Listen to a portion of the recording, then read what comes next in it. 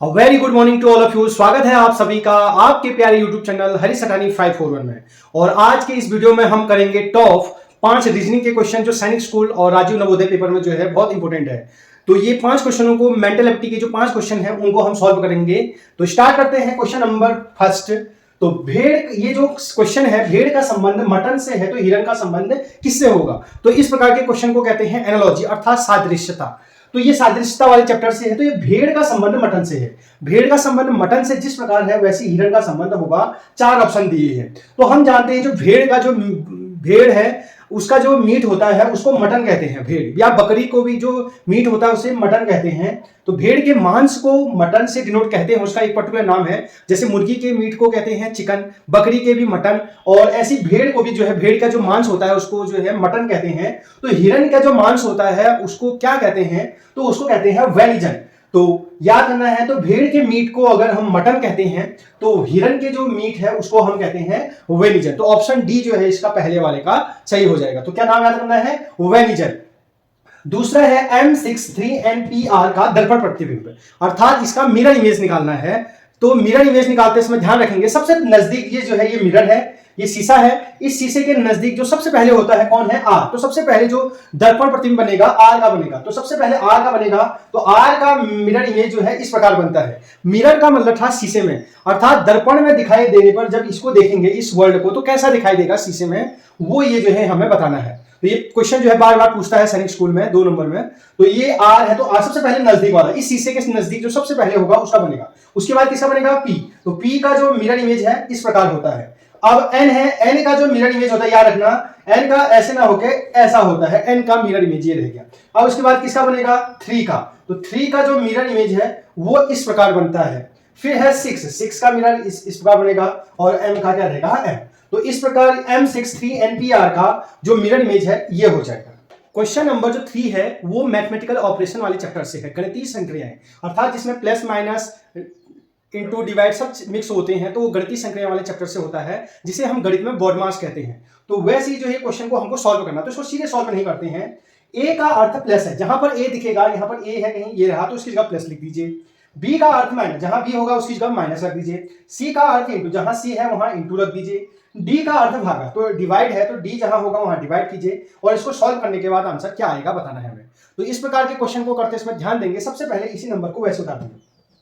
100 के नीचे 100, 20 के नीचे 20, 3 के नीचे 3, 10 के नीचे 10, 5 के नीचे 5। अब देखिए यहाँ पर डी है, तो डी का अर्थ क्या है, डिवाइड। तो यहाँ पर डिवाइड लगा देंगे। सी का अर्थ क्या है, सी का अर्थ है इंटू, तो यहाँ पर इंटू लिख देंगे। ए का अर्थ क्या है यहाँ पर, प्लस, तो प्लस लिख देंगे। फिर यहाँ पर बी है, बी का अर्थ यहां से लिखेंगे तो माइनस है। तो इस प्रकार हमने इसमें संक्रियाएं लगा दी, प्लस माइनस डिवाइड, जो जिसका अर्थ था क्वेश्चन से पढ़ के हमने उसको लगा दिया। अब गणित में हम बॉडमास का जो नियम जानते हैं, तो सबसे पहले कहते हैं ब्रैकेट होता है, फिर ऑफ होता है। तो यहाँ ऑफ तो कोई नहीं है, फिर डिवाइड। तो सबसे पहले डिवाइड करेंगे तो पीछे वाले से आगे वाले को करते हैं। तो 20 से अगर 100 को डिवाइड करेंगे तो ये जाएगा 5 बार। तो 25 जा 100, 20 से ये 5 बार चले जाएगा। 20 के जो भागा करेंगे 100 में तो 5 बार जाएगा। बाकी को वैसे उतार दीजिए, इंटू के नीचे इंटू, 3 के नीचे 3, प्लस के नीचे प्लस, 10 के नीचे 10, माइनस के नीचे और 5 के नीचे 5। तो हमने सबसे पहले क्या किया, भागा। भागा के बाद आता है डिवाइड, सॉरी डिवाइड के बाद आता है मल्टीप्लाई। तो मल्टीप्लाई करेंगे 5 और 3 को, 5 3 जा क्या होता है 15, प्लस 10 माइनस 5। अब 15 और 20 कितना होता है 25 माइनस 5। तो 25 में से 5 घटाएंगे तो 20 आंसर आ जाएगा। तो इसका आंसर आ गया 20। तो ऑप्शन बी इसका क्या हो जाएगा, सही हो जाएगा। क्वेश्चन नंबर 4 को स्टार्ट करते हैं। और ये जो चैप्टर है, ये जो क्वेश्चन आया है चैप्टर से, वो है कैलेंडर चैप्टर से। तो क्वेश्चन पूछ रहा है, यदि 15 सितंबर 2001 को, 15 सितंबर 2001 को शुक्रवार है, तो 15 सितंबर 2001 को शुक्रवार है ये बता रहा है, अर्थात फ्राइडे है उस दिन। 15 सितंबर 2001 को फ्राइडे है। तो हमें पूछ रहा है 15 सितंबर को, डेट सेम है याद रखना, यहां भी और महीना भी सेम है। 15 सितंबर यहां भी है, 15 सितंबर यहां भी है, यानी डेट और मंथ जो है सेम है पहला और दूसरे में। और हमें साल बदल गया है, अब 2002 आ गया है, तो क्या होगा उस दिन पूछ रहा है। तो जब डेट सेम हो, यहां भी 15 सितंबर हो, यहां भी 15 सितंबर हो, मंथ भी सेम हो, यहां भी सितंबर है, ये भी सितंबर है, और साल बदल जाए, तो साल कितना बदला है 2001 से क्या आया है 2002। तो जब दिन और महीने सेम होते हैं तो साल अगर बदलता है तो जितना साल बदलता, अगर वो लीप ईयर्स नहीं है तो लीप ईयर्स नहीं है तो 1 + 1 आगे चले जाएगा। तो शुक्रवार से 1 आगे जाएंगे तो आंसर आ जाएगा शनिवार। तो फ्राइडे के बाद क्या आता है, सैटरडे। तो आंसर आ जाएगा सैटरडे।